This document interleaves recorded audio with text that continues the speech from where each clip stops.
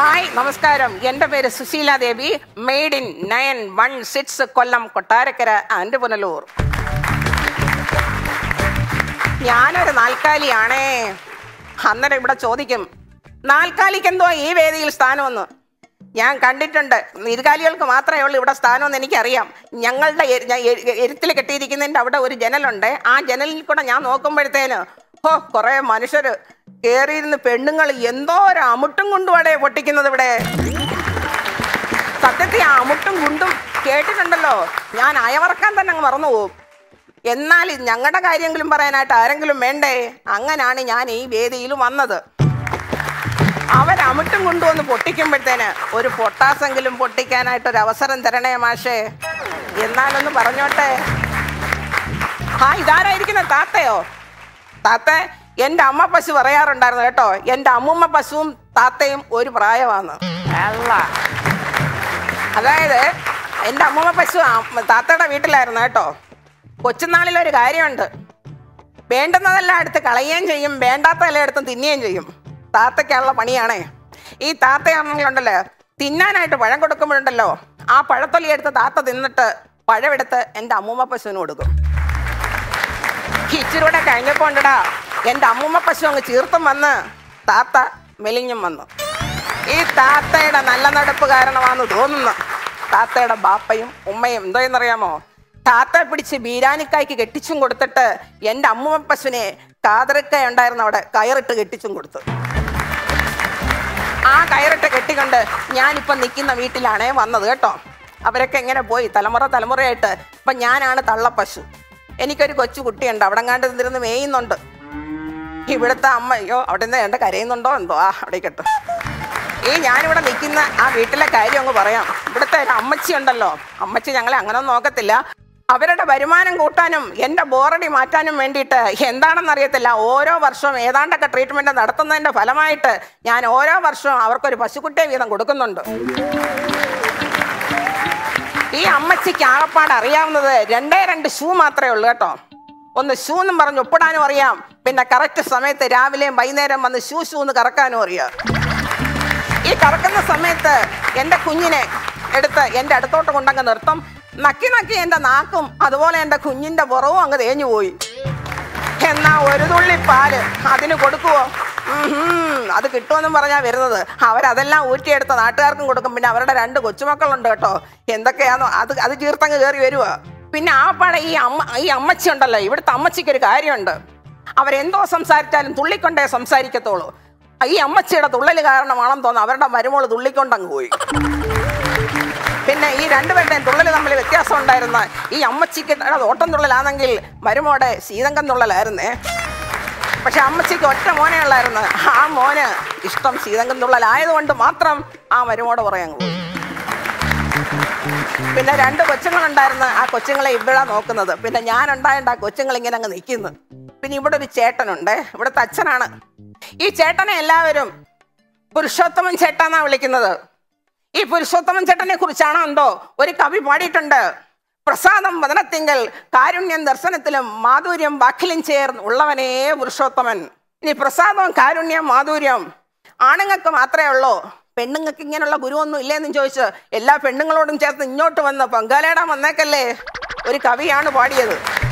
ഈ ചേട്ടനാണെങ്കിൽ വെറും പാവമായിരുന്നു കേട്ടോ. പറയുന്ന പോലെ തന്നെ ഞങ്ങളെ അടുത്തൊക്കെ വന്ന് ഒന്ന് തടവി ഇട്ട് മോളെ എന്നൊക്കെ വിളിച്ചിട്ടാണ് പോകുന്നത്. അമ്മച്ചിക്കിതൊന്നും പിടിക്കത്തില്ല കേട്ടോ. അമ്മച്ചി പറയും, നിങ്ങൾക്ക് ജോലിക്ക് പോയിക്കൂടെ മനുഷ്യാന്ന് ചോദിക്കും. ഊക്കൻ ചീത്തവിളിയാണ് ഈ അമ്മച്ചിക്ക്. അമ്മച്ചിയുടെ ചീത്തവിളി കേട്ടിട്ടാണോ എന്തോ ഒരു ദിവസം ഈ ചേട്ടൻ്റെ ചെവി അടിച്ചുപോയി. ചേട്ടൻ ഹോസ്പിറ്റലിൽ ചെന്ന് ENT കാണാനായിട്ട് ചെന്നപ്പം ENT ഡോക്ടർ പരിശോധിച്ചിട്ട് ചേട്ടനോട് പറഞ്ഞു, ചേട്ടൻ്റെ ചെവിയിലെ ഒരു സാധനം അങ്ങ് അടിച്ചുപോയെന്ന്. ചേട്ടൻ ചോദിച്ചു, എന്തോ ഡോക്ടറെ അടിച്ചുപോയത്? ചേട്ടൻ്റെ ചെവിയിലെ കോഗ്ലി അടിച്ചുപോയെന്ന്. ചേട്ടന് ഒന്നുമേ മനസ്സിലായില്ല. ഡോക്ടറെ, ഈ കോഗ്ലി അടിച്ചുപോയാൽ എന്തെങ്കിലും പ്രയോജനം ഉണ്ടോ? അന്നേരം ഡോക്ടർ പറഞ്ഞ് പിന്നൊന്നും കേൾക്കത്തില്ലെന്ന്. അപ്പോഴത്തേന് ചേട്ടൻ പറഞ്ഞു, ഡോക്ടറെ, ആ പഴയ കോഗ്ലിയ അവിടെ തന്നെ ഇരിക്കട്ടെ, ഇനി വേറൊന്നും ബിറ്റ് ചെയ്യണ്ട, അവളുടെ ചീത്തവിളി അതോ പിന്നെ എനിക്ക് കേൾക്കണ്ടല്ലോ എന്ന്. ഈ എല്ലാം പറഞ്ഞു കഴിഞ്ഞിട്ട് ഞങ്ങൾക്ക് കുറേ ശത്രുക്കളുണ്ട് ഇവിടെ കേട്ടോ. കുറെ പൂവൻകോഴികളും പെടക്കോഴികളുണ്ട്. ഈ തള്ള കുറെ വളർത്തുന്നുണ്ട്. എൻ്റെ കൊച്ചിന് കാടിയിൽ ഒരു പറ്റു പോലും കിട്ടത്തില്ല. വറ്റെല്ലാം കൂടെ ഊറ്റിയാറ്റത്താണ് കോഴിക്ക് കൊടുക്കുന്നത്. രാവിലെ ആകുമ്പോഴത്തേന് ഈ കോഴികളെയൊക്കെ അങ്ങോട്ട് തുറന്നു ഇടും. അത് കഴിഞ്ഞിട്ട് കുറെ പൂവൻകോഴികൾ, എൻ്റെ അമ്മോ എന്തോ ഒരു അട്ടകാസവും ബഹളമെന്നറിയാമോ. ഞങ്ങളാണെങ്കിൽ ഈ അവിടുന്ന് ഇവിടുന്നൊക്കെ പുല്ലൊക്കെ തിന്നിട്ട് പിന്നെ അയവിറക്കിയിട്ട് ഒന്ന് വിശ്രമിക്കാമെന്ന് പറഞ്ഞിരിക്കുമ്പോഴായിരിക്കും ഇവന്മാരുടെ അട്ടകാസം.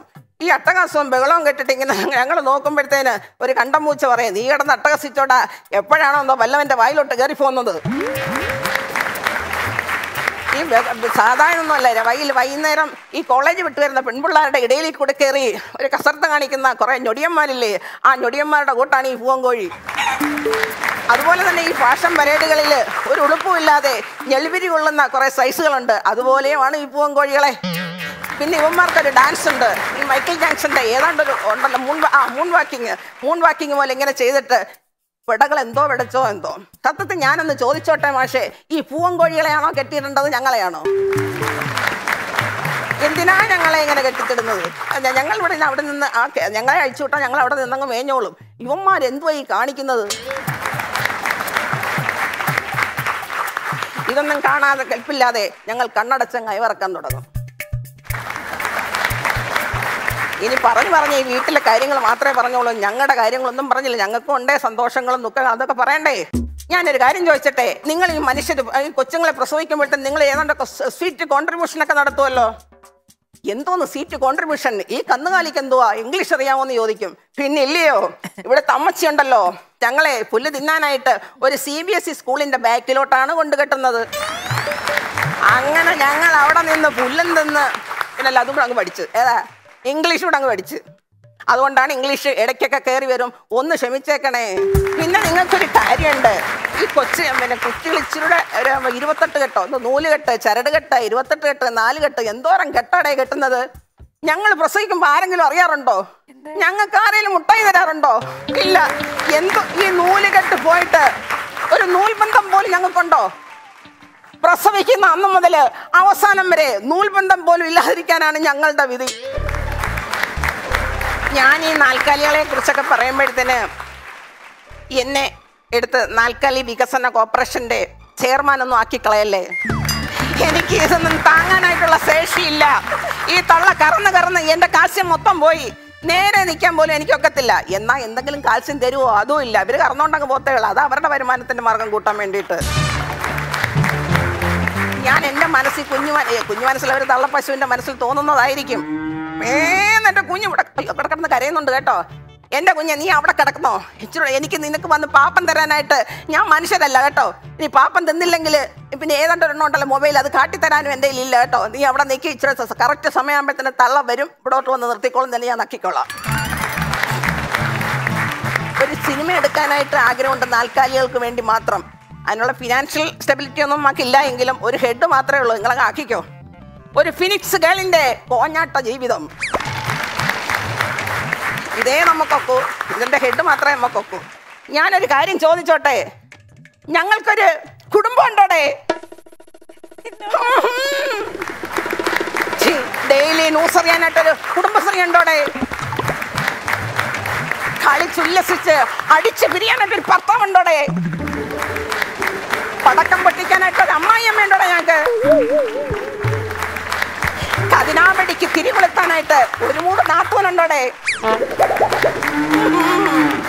എന്റെ കുഞ്ഞു കിടന്ന് വീണ്ടും കരയുന്ന അവിടെ നിൽക്കു വച്ചേ, ഞാൻ ഇച്ചിരി കഴിഞ്ഞിട്ട് വരാൻ കുറെ കാര്യങ്ങൾ സംസാരിക്കാനുണ്ട്. പിന്നെ നിങ്ങൾക്ക് പ്രസവിച്ച് വളർത്തി വലുതാക്കിയിട്ട് ഒരു 10, 15, 17 വയസ്സാവുമ്പോഴത്തേന് അതിൻ്റെയൊക്കെ വായിരിക്കുന്ന കേട്ട് സഡേഷൻ അടിച്ച് ടെൻഷൻ അടിച്ച് ജീവിതം കോഞ്ഞാട്ടയാക്കാൻ നിങ്ങൾക്കല്ലേ ഒക്കത്തുള്ളൂ. ഞങ്ങൾക്ക് അങ്ങനെയുള്ളൊരു ജീവിതമേ ഇല്ല. ഞാൻ വിചാരിച്ചല്ല, ഞങ്ങൾ സാധാരണയായിട്ട് ഒരു ആപ്ലിക്കേഷൻ കൊടുക്കാനാണ് വന്നത്. ഞങ്ങളുടെ തലയിലെഴുത്ത് മാറാനായിട്ട് എവിടെ ആപ്ലിക്കേഷൻ കൊടുക്കണമെന്ന് പറഞ്ഞു വന്ന ഞാൻ ഇപ്പോൾ ചോദിക്കുന്നു, നിങ്ങളുടെ തലയിലെഴുത്ത് മാറാൻ എവിടെയാണ് ആപ്ലിക്കേഷൻ കൊടുക്കേണ്ടതെന്ന്? മനുഷ്യ, ഹേ മനുഷ്യ,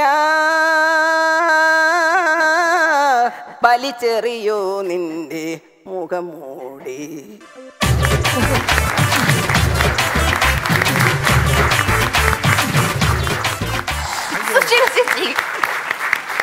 കുറച്ച് പശുക്കളെ കൊണ്ട് കേട്ടെ.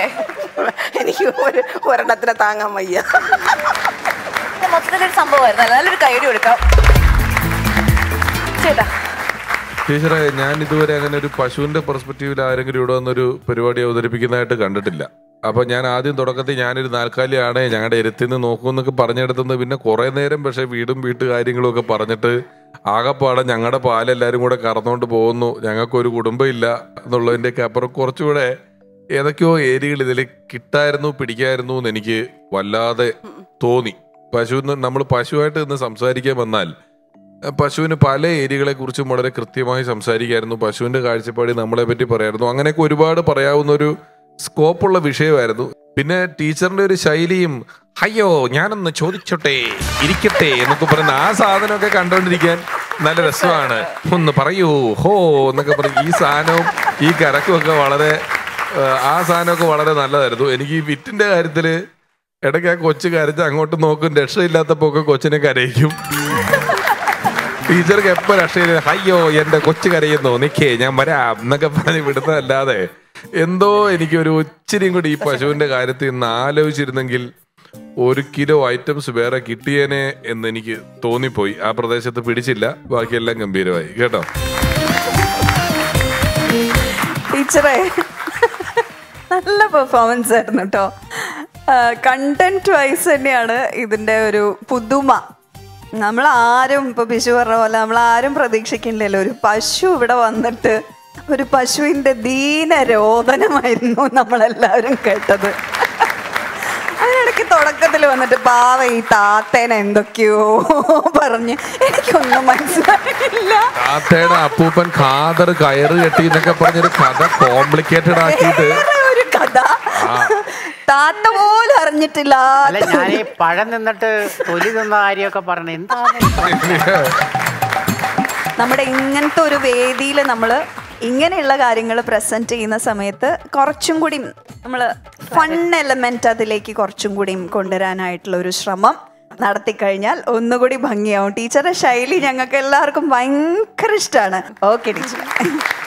പണ്ട് ഈ വി.ഡി. രാജപ്പന്റെ കഥാപ്രസംഗത്തിൽ ഇതുപോലെ പ്രിയ നിന്റെ കൊര എന്നൊക്കെ പിന്നെ അങ്ങനെ ഒരുപാട് മൃഗങ്ങളെ പറ്റിയിട്ടുള്ള കഥകളൊക്കെ ഉണ്ടായിരുന്നു. അതിനുശേഷം ഇപ്പൊ ടീച്ചറാണെന്ന് തോന്നുന്നു അമ്മ കയറി പിടിച്ചങ്ങനെ.